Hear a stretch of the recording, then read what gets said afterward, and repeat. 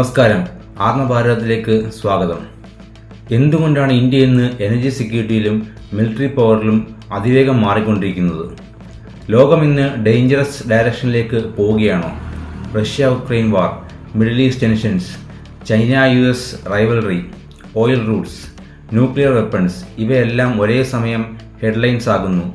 പക്ഷേ ഈ ഗ്ലോബൽ അൺസർട്ടനിറ്റിയുടെ നടുവിൽ ഇന്ത്യ ക്വയറ്റ്ലി വലിയ പ്രിപ്പറേഷൻസ് നടത്തുന്നുണ്ടോ? ഒരു ഇൻട്രസ്റ്റിംഗ് ന്യൂസ് അടുത്തിടെ വീണ്ടും ചർച്ചയായി. ഇന്ത്യയും ഒമാനും തമ്മിൽ deep see gas pipe line projects വീണ്ടും ഫോക്കസിൽ വന്നിരിക്കുന്നു. ഗുജറാത്ത് മുതൽ ഒമാൻ വരെ അറേബ്യൻ സീയുടെ അടിയിലൂടെ ഗ്യാസ് എത്തിക്കുന്ന മാസീവ് പ്രൊജക്ട്. ചില റിപ്പോർട്ട്സ് പ്രകാരം ഇവ പതിറ്റാണ്ടുകളായി ഡിസ്കഷൻസിൽ ഉണ്ടായിരുന്ന പദ്ധതിയാണ്. പക്ഷേ ഇപ്പോൾ മിഡിൽ ഈസ്റ്റ് ടെൻഷൻസ് കൂടുമ്പോൾ ഹോർമൂസ് സ്ട്രെയ്റ്റ്സിൻ്റെ ഇമ്പോർട്ടൻസ് വീണ്ടും ലോകം റിയലൈസ് ചെയ്യുന്നു. പക്ഷേ എന്താണ് ഹോർമൂസ് സ്ട്രെയ്റ്റ്? ലോകത്തിലെ ഏറ്റവും ഇമ്പോർട്ടൻറ്റ് ഓയിൽ ചെക്ക് പോയിന്റ്സുകളിൽ ഒന്നാണ് അത്.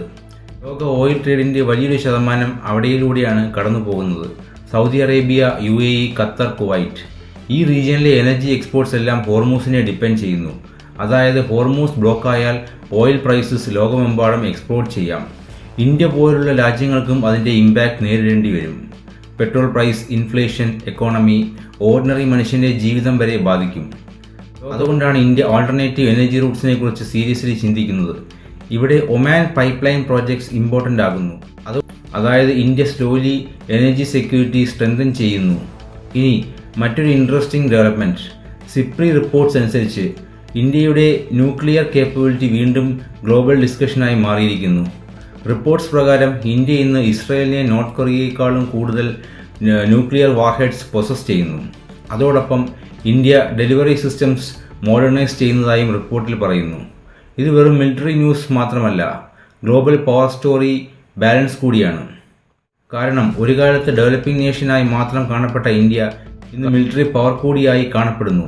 ഇനി ചൈനയുടെ കാര്യം. അതാണ് എല്ലാത്തിൻ്റെയും സെൻറ്റർ.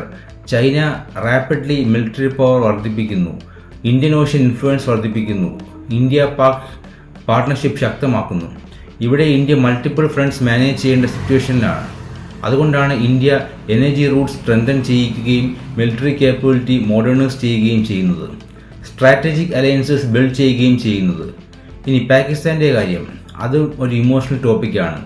POK ഇന്ത്യയുടെ ഭാഗമാണെന്ന് ഇന്ത്യ ഒഫീഷ്യലി ഇന്നും പറയുന്നു. പക്ഷേ ഗ്രൗണ്ട് റിയാലിറ്റി കംപ്ലീറ്റ്ലി ഡിഫറൻ്റ് ആണ്. അത് കൺട്രോൾ ചെയ്യുന്നത് പാകിസ്ഥാനാണ്. അതുകൊണ്ട് POK issue simple emotional debate അല്ല, ന്യൂക്ലിയർ ജിയോ പൊളിറ്റിക്സിൻ്റെ ഭാഗമാണ്. ഇവിടെ ഡേഞ്ചറസ് റിയാലിറ്റി എന്താണ്? India, Pakistan, China 3 nuclear powers same റീജിയനിൽ. ഇതാണ് സൗത്ത് ഏഷ്യയെ ലോകത്തിലെ ഏറ്റവും സെൻസിറ്റീവ് റീജിയൻസിൽ ഒന്നാക്കുന്നത്. പക്ഷേ മറ്റൊരു ഇൻട്രസ്റ്റിംഗ് ഷിഫ്റ്റ്. ഇന്ത്യ ഇന്ന് ഡിഫൻസ് ടെക്നോളജിയിൽ വലിയ ഇൻവെസ്റ്റ്മെൻറ്റ് നടത്തുന്നു. Fighter jets, missile systems, naval expansion, drone warfare, cyber capability ഇവിടെയെല്ലാം റാപ്പിഡ്ലി ഗ്രോ ചെയ്യുന്നു. കാരണം ഫ്യൂച്ചർ വാർസ് ട്രഡീഷണൽ ബാറ്റിൽ ഫീൽഡിൽ മാത്രം നടക്കില്ല. Energy routes, technology, economy, cyber systems ഇവയെല്ലാം തന്നെ ഫ്യൂച്ചർ കോൺഫ്ലിക്ട്സിൻ്റെ ഭാഗമാകും. ഇനി നമ്മുടെ ശ്രീ നരേന്ദ്രമോദി, അദ്ദേഹത്തിൻ്റെ ഗവൺമെൻറ് ഇന്ന് ഗ്ലോബൽ സ്റ്റേജിൽ ഇന്ത്യയെ അസേർട്ടീവ് പവറായി പ്രൊജക്റ്റ് ചെയ്യുന്നു. India first, strategic economy, make in India defence, energy independence ഇവ അഗ്രസീവ്ലി പുഷ് ചെയ്യുന്നു. പക്ഷേ ഒരു വലിയ ചോദ്യം, India genuinely global super power ഡയറക്ഷനിലേക്കാണോ പോകുന്നത്? അല്ലെങ്കിൽ ഡേഞ്ചറസ് ജിയോ പൊളിറ്റിക്കൽ കോമ്പറ്റീഷനിലേക്കാണോ സ്ലോലി എൻ്റർ ചെയ്യുന്നത്? കാരണം മിലിറ്ററി പവർ വളരുമ്പോൾ റെസ്പോൺസിബിലിറ്റിയും റിസ്ക്കും കൂടും. എനർജി സെക്യൂരിറ്റി സ്ട്രെങ്തൻ ചെയ്യുമ്പോൾ റീജിയണൽ ടെൻഷൻസ് കൂടും. ഇനി മറ്റൊരു അൺകംഫർട്ടബിൾ റിയാലിറ്റി. ലോകം ഇൻക്രീസിംഗ്ലി അൺസ്റ്റേബിൾ ആകുകയാണ്. വാറുകൾ, economic sanctions, trade conflicts, energy insecurity ഇവയെല്ലാം ഇൻക്രീസ് ചെയ്യുന്നു. അതുകൊണ്ടാണ് India today preparing for A very different future. അത് മിലിറ്ററി ഫ്യൂച്ചർ മാത്രമല്ല, എക്കണോമിക് സർവൈവൽ ഫ്യൂച്ചർ കൂടിയാണ്. ഇന്ത്യ ഇന്ന് എനർജി സെക്യൂരിറ്റിയിലും മിലിറ്ററി സ്ട്രെങ്തിലും മാസീവ് ഇൻവെസ്റ്റ്മെൻറ്റ് നടത്തുന്നത് ഫ്യൂച്ചർ ലീഡർഷിപ്പിന് വേണ്ടിയാണോ? അല്ലെങ്കിൽ കമ്മിങ് ഗ്ലോബൽ ഇൻസ്റ്റബിലിറ്റിയുടെ പ്രിപ്പറേഷൻ ആണോ? നിങ്ങൾക്ക് എന്താണ് തോന്നുന്നത്? ഈ വിഷയത്തിൽ നിങ്ങളുടെ അഭിപ്രായം എന്ന് കമൻറ്റ് ചെയ്യൂ. ചിന്തിക്കുന്നവർക്കായി ആത്മഭാരതം.